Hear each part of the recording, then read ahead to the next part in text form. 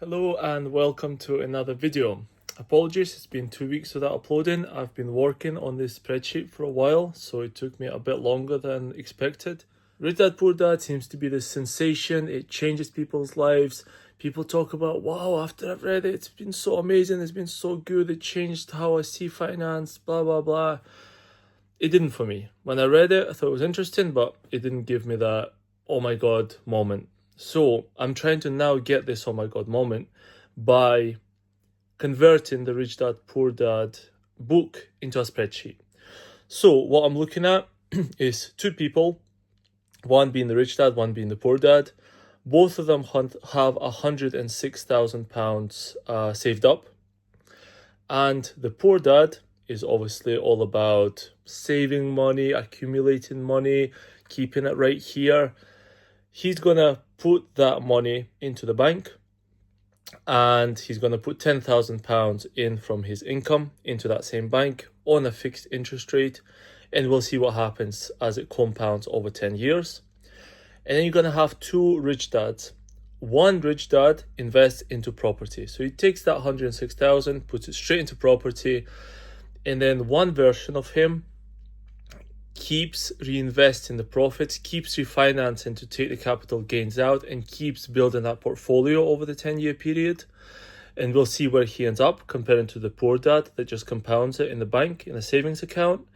And then we have the safer rich dad, which buys the property, waits for the rental income to accumulate, buys the next property, waits for the rental income to accumulate, buys the next one. So he doesn't extract the capital gains. However, he just keeps buying property, reinvesting, and trying to build that portfolio. So let's have a look at the differences. Let's have a look at how it works over a 10-year period.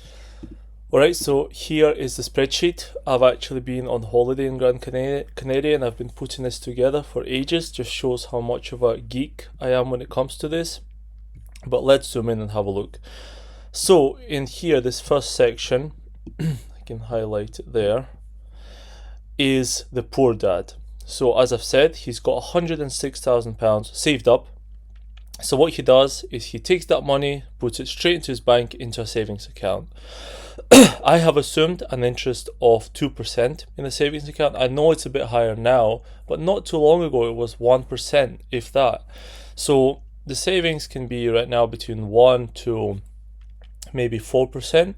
But I think 2% is a good average as the market changes. And then also you need to remember that there's still tax to pay on the interest. So for example, if it's slightly higher, that extra bit is probably going to be wiped out by interest anyway. So we start off year one with £106,000, 2% interest, year zero. After the first year, it goes up to 118,000. So that's by him adding 10 grand in from his savings. And then the 2% interest gets added on top of that. Then he adds another 10 grand after year two. And then that gets 2% interest as well. So it keeps compounding. And as you can see, after 10 years, he ends up with £240,000. And although this is quite impressive, but he would have had to put in 10,000 each year for 10 years. And the interest just kind of helped that grow. So this is not a bad way of doing it. But let's have a look and see what the rich dad did with his 106,000 and how that accumulated over time. So here we have the rich dad.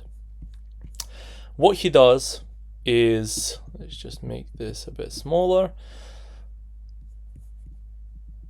And then this as well. So what he does is he starts off with 106,000. Just change that here. Starts off with 106,000. Straight away he goes out to the market and he buys 3 properties. So I'm assuming for this, quite simply, the properties are valued at £100,000.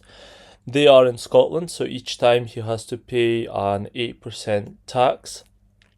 He pays £1,300 each time for the legals, and then also he pays £1,000 for compliance and a few little bits and pieces when he buys each property.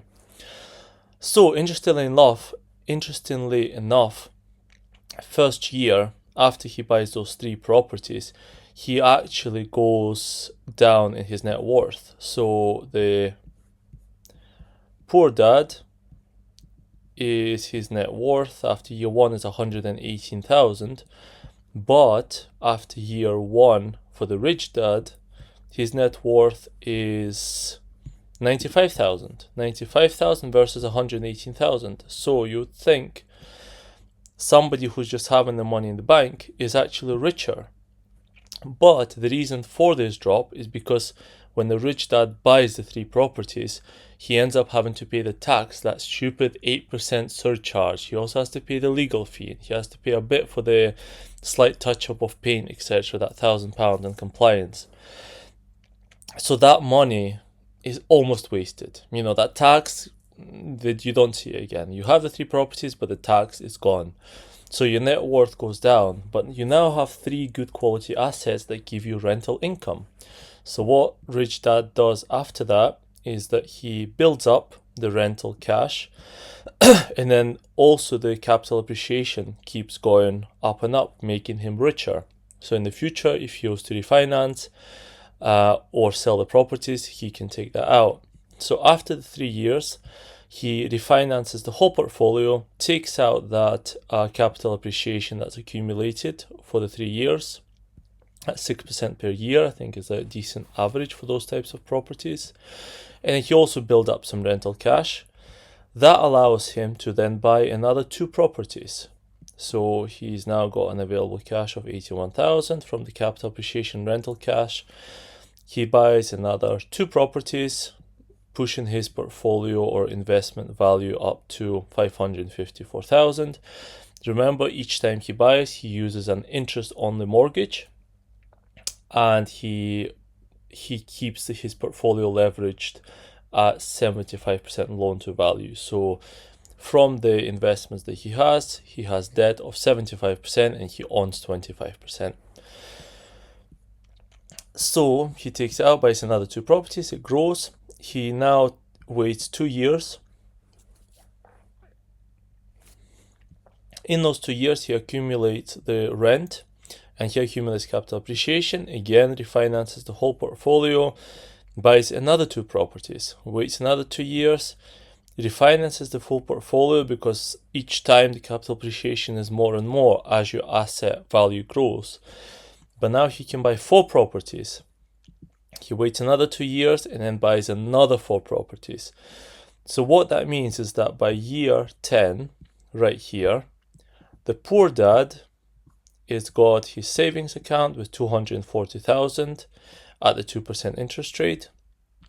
And the rich dad, who's very bold and kept refinancing and buying more properties and kept himself leveraged, now has a portfolio of 1.87 million of properties, has the debt of 1.4 million, so quite significant, but he also has the rental income of £93,000 a year. And at such a high value of portfolio, the yearly capital appreciation is massive. It's over 100 grand. So not only does he have a really good net worth of 584,000 rather than 240, he also has cash flowing assets. So the rental cash is 93,000 and it cost him 70,000 to service his debt. So if everything goes to plan, he can really live on that income because that 5% rental cash flow already includes tax and all the repairs. So rich dad has used leverage to his advantage and property to his advantage, and he ended up with a £584,000 net worth. So for me, that was really interesting, going from 240 to 584,000, all because of leverage. I didn't quite value leverage as much before, but I think I certainly do now after this analysis. Now, we're going to have a look at no refinance, because the issue with this model is that you need to time your mortgages correctly. You need to refinance at the right time. You need to make sure you're still getting a decent rate. So I've assumed 5% there. There might be some fees associated with refinancing, so it's not as simple as that. But I think it's still modeled fairly accurately to get to this level of investment portfolio of properties, and then to get to this net worth. So now let's have a look at what happens if he doesn't refinance. So he buys the properties, keeps the cash flowing, keeps the rental cash in the company, accumulates it, buys the next property, and tries to grow it like that, and actually keeps the capital appreciation going without refinancing and without taking it out. So even then, he buys 3 properties for his net worth goes down. He then waits 3 years. He buys 1 more property because he doesn't take any capital appreciation out. He just lets it accumulate. He buys 1 property. It then goes up to £400,000. He waits a couple of years of rental income, obviously minus the debt servicing, and assuming all of them are adding £10,000 per year from whatever extra income that they have. He buys another 1 property after 2 years, then waits 2 years, buys another 1 property, waits 2 years, buys another 1 property. So by year 10, what happens is that he's now got a portfolio of £700,000 in properties. He's got a debt of £525,000, but he has accumulated all this capital appreciation that he can now refinance and take it out. So this is massive.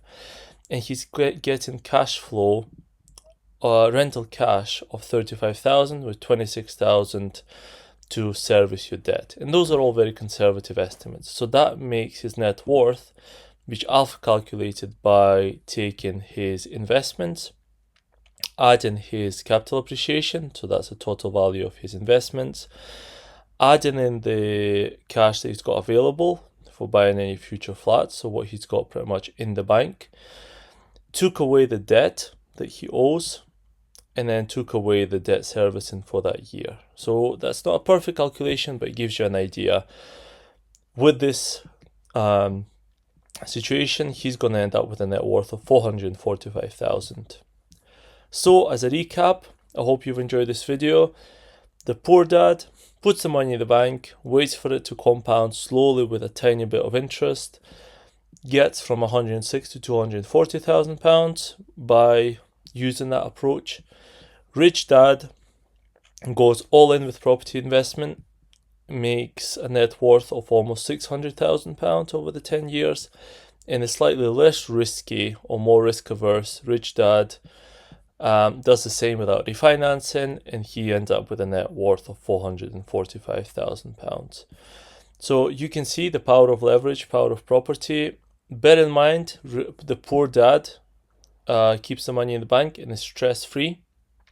Rich dad will potentially have tens of properties, so he will have to think about management agencies, he'll have to think about compliance, repairs, insurance, tenant changes, if tenant doesn't pay. So there's a lot more headache involved with that, but you also get a reward in the end as well. So that's it. That took me quite a lot of days to put together.